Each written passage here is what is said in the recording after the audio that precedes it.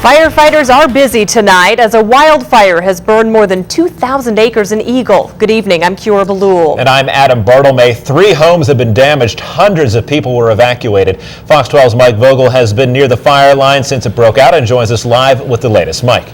Well, Adam and Kiora, this is by far the worst fire that we have seen this year. It is burning in very, very dry grasses.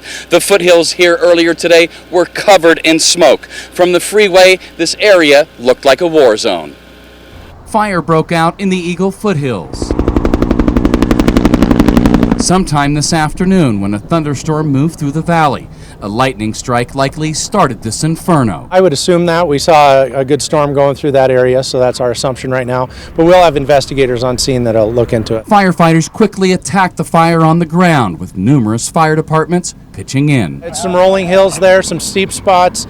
You could see that there were some large plumes of smoke. That was usually either a shed or it'd get into a big pocket of brush. From the air, a steady stream of helicopters making bucket drops and C-130s making slurry drops. They flew over the fire line to keep flames away from homes.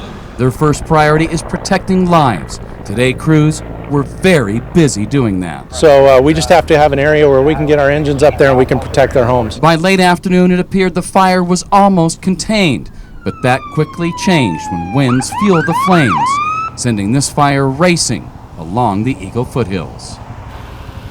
And you are now looking at a live picture again of those Eagle foothills. You can see that is the remnants of a shed that had burned completely to the ground. And you can see there are people all over here now, homeowners coming out and taking a look, assessing the damages to their property, where it burned along their property lines, and also wondering about maybe what's next. You know, is another fire possible? And probably thinking about what kind of repairs they have to do.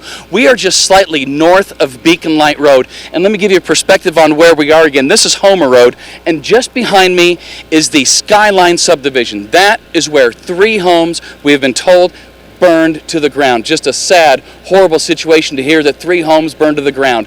And there have been police and fire departments going up and down this road all day. Just a steady stream of people working incredibly hard in this heat.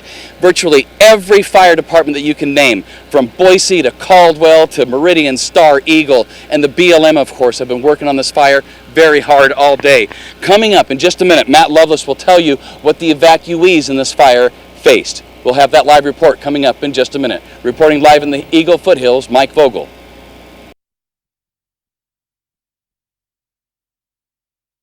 An Idaho product is about to hit the shelves in the Treasure Valley. Our Mike Vogel tells us they're hoping it turns manure into the color of money. Mike? Well, Shannon, you know how much people love organic food. Well, this is the next wave, organic fertilizers. What's unique about this? Well, it's poo peas, and it's made from 100% cow manure. So what we've come up with is poo peas. You heard right, poo peas. A spreadable, biodegradable, organic, all-natural product that you just dump in your whirlybird spreaders and spread it on your yards. At first, we weren't sure what we could call this stuff on the air. Of course, we aren't allowed to say, and wouldn't be exactly polite. We found that their name is by far the best, poo peas. They're making it at this farm in Parma. Are people giving you crap over it? Oh, more than you'll know. Made from 100% cow manure. It is composted, it's cooked, it's digested, dissect, it's clean. The kids can play on it, your animals can play on it. If I was a little braver, I'd even eat it. We can't show you everything that's going on here to make poo peas because some of it's secret. But what we can tell you is that poo peas, when they're finished, doesn't even smell like anything except dirt, and it's 100% organic. The founder of Poo Peas, John Collins, says this product is exactly what health-conscious people want, and at the same time keeps chemical fertilizers out of our water supply. You need to get back to the basics in your life. You need to get back to some gardening, you need to get back to some clean lawns, you need to get back to being healthy. However, it's also another way to use what otherwise would be a wasted product. Collins isn't just the founder, he's also a farmer and knows how important it is to reuse and recycle. Quit killing your soils with the synthetic fertilizers and the chemicals. Use the organics. It's readily available. Now, as we mentioned, poopies are just about to hit the store shelves. What busy people need to know, you'll be able to find a 10-pound bag like this in all Treasure Valley D&B supplies in just about every nursery around. Retails for about 10 to 15 bucks. From dirt bike to snow bike, a Nampa company is doing just that. Fox 12's Mike Vogel took one of the snow bikes to the hills today. And Mike, did you have a good time? It looks like you're smiling. I sure did, Shannon. For people who like to recreate in our great outdoors, this is another fun way to do it. They're called snow bikes, made by Moto here in Nampa. Basically, a dirt bike that has a kit on it that turns it into a snow bike. The first time you see Bill King's snow bike, you might do a double take. So we spent many years making sure that when it came out, it blew people's socks off. The concept is pretty simple. Who's ever ridden a dirt bike, just their mind clicks and it's back to the feeling that they had when they were 9 years old. They've taken a dirt bike or motocross bike, put a ski on the front and a track on the back. They let me try out a 450 Suzuki. For you motocross fans, this is the same bike that professional rider Mike Metzger used. People told the owners and inventors of these snow bikes that it couldn't be done. Well, not only can it be done, but they're relatively easy to learn how to ride. I was able to get a pretty good feel for it after only a few minutes on the bike. I can take beginners and people who've never been on a motorcycle before, and as long as they can twist the throttle and turn it off and put on a brake, in 20 minutes I can have them ripping around. The biggest challenge is gaining confidence making turns. But once you've got that mastered, they're a blast. Craig Eliason says he loves these machines and the fact that they're year-round entertainment. I grew up on snowmobiles and I like riding them, but there's so much more freedom. There's places that you can go, side-hilling, between the trees, in and out. A conversion kit takes a couple of hours to install, and just like that, you can go back and forth from dirt to snow. Well, bottom line, if you like dirt bikes and motorsports, you're probably going to like these machines. You can check them out at twomoto.com.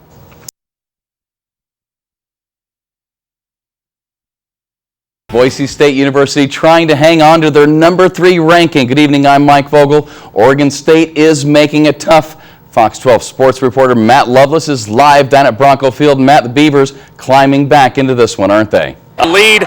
We will be back in about 15 minutes. About the time the game's getting over to give you an update, Mike. Oh, Matt, it looks like a blast out there. Fantastic job today. Welcome to the weekend. Matt is our new weekend sports anchor, and what a way to start, Matt. Awesome job. It looked like a blast out there. Thank you. It's exciting. Thank Mike. All right. Well, Bronco Nation finally gets a home game. Lots of excitement all day. In and out of Bronco Stadium. Check out these dedicated tailgaters.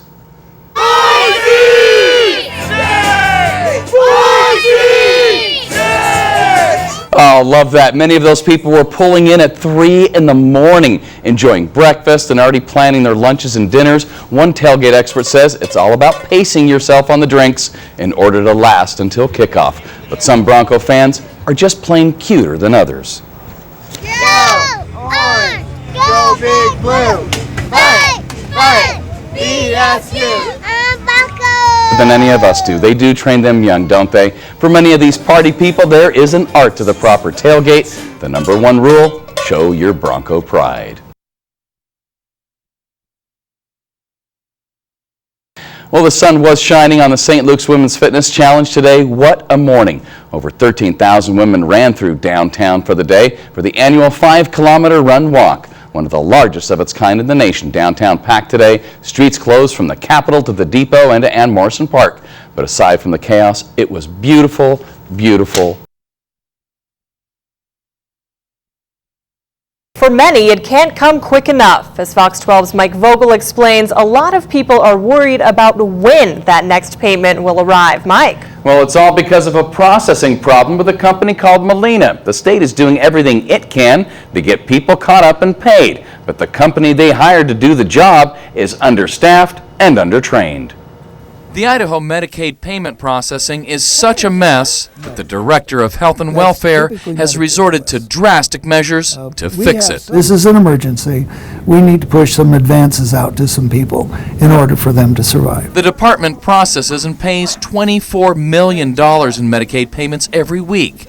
But the company doing the work, Molina, has had massive problems. They were woefully understaffed. and they were undertrained. For places like the Idaho Center for Autism, not getting their payments doesn't mean that they'll close their doors, but it does mean that they can't even make payroll this month. A lot of sleepless nights, a lot of worrying. I'm trying to do my job with the kids and trying to keep the business open at the same time. Stephanie Whips runs the center and says she's owed somewhere around $75,000 in Medicaid payments. We don't make payroll, and I've used up everything I personally have. And the banks aren't really willing to work with us. They say that they're not sure that the state is going to pay. But Whips is optimistic. She says the director apologized, which she appreciated.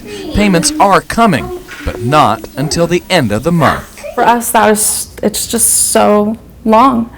It's so long when it's day to day, you're holding your breath. In the meantime, she says she's going to have to trust the Department of Health and Welfare. I'm taking a huge gamble, and I'm really trusting Mr. Armstrong and all the people of the department, because I think they really want to do the right thing. It's going to take us a few more weeks to get the configuration issues under control, so therefore we've got to make sure that we get money out to these people. And this may not be the only advance that we make. Now, Mr. Armstrong says folks can call Melina for updates, and you can check the Health and Welfare Department website. We'll have links to both of those at fox12idaho.com.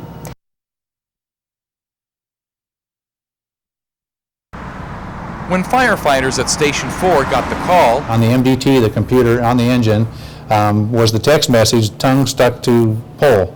So they almost did a double take and immediately thought of the holiday classic. The movie Christmas Story, I mean, I think almost everybody's seen it. His lips curled in a defiant sneer. There was no going back now. A woman called 911 when she saw the boy near the Fairmont Pool in Boise Tuesday morning, alone, stuck to the pole. But the closer we got, we could see the kid standing behind her with his tongue stuck to the metal pole. Firefighters say when they got to the scene, there was a little boy with his tongue stuck to this pole, because this is what happens when you stick your tongue on a freezing pole. It's really hard to get off. But firefighters say if you pour a little warm water on it, it's easy to come off. Don't try this at home, though. I only did it because my boss triple dog dared me. Firefighters say once they poured warm water on his tongue, it came right off the pole. Other than a little bleeding, the boy wasn't seriously hurt. Captain Tinsley says he's never seen anything like it in his 20 years. He does have one word of advice, though. Definitely don't try to pull it off. No, don't even do it on a double dog dare. If I triple dog dared you to do it, would you do it? No, it would take large amounts of cash. My little brother did that once when we were at the bus stop, and we had to run back to my mom. She poured water on it, and then he was able to get it back off. Why'd he do it? Because my brother dared him. That's cool. Ow. Ow.